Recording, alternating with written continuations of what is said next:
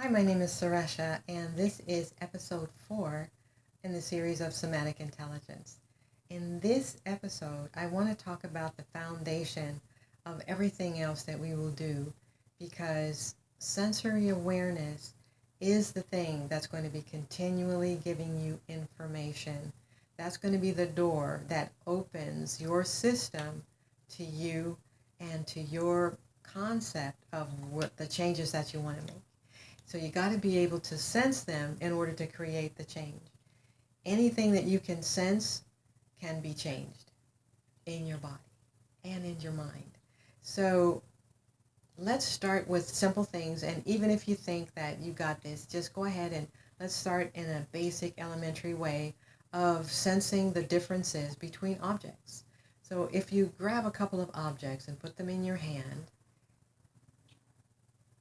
just let yourself get a couple of adjectives or even nouns about what the information you're getting through your hands from the objects in your hand.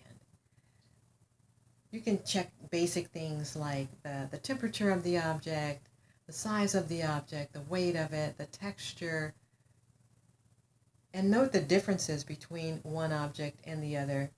Compare and contrast them. Even close your eyes and feel into what those differences are as you describe the characteristics of the objects. Now we're talking about objects that are external to us, and we're getting that external information through our hands. Now let's get the internal information from our hands about what these objects feel like to our body. That's a little bit of a shift. So let's cross that bridge and note what it feels like to be holding something like a pen. Where do you feel the effort in your hand to hold the pen? Do you feel any effort to hold the pen? What does that weight do? What does that size do? Which sensations are there and where are they? Where do the edges of the object begin and end? Same thing for the heavier object. You can note its roundness, but where does the roundness begin? Where does it begin to shift? Where does the curve begin? What does the weight feel like on which fingers, which bones, which muscles are working harder in order to hold the extra weight? What does it feel like in your wrist? Notice what happens up the forearm and in your biceps. Notice the difference in your shoulders. Feel into the difference between the shoulder that's holding the heavier object and the shoulder that's holding the lighter object.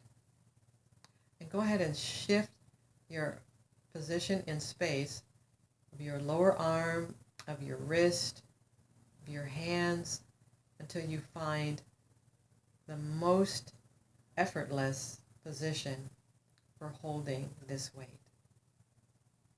And then go ahead and drop the objects and do the same thing for your hands. Just notice your body as it holds itself in space. Which muscles are working just to hold your arms with the elbows bent? What does it feel like if your hands are this way versus the palms facing up versus the thumbs facing up? Fingers curled into a fist, fingers spread. What does it feel like up the rest of your arm when the hands and fingers are spread? What does it feel like in your shoulders when the thumbs are out?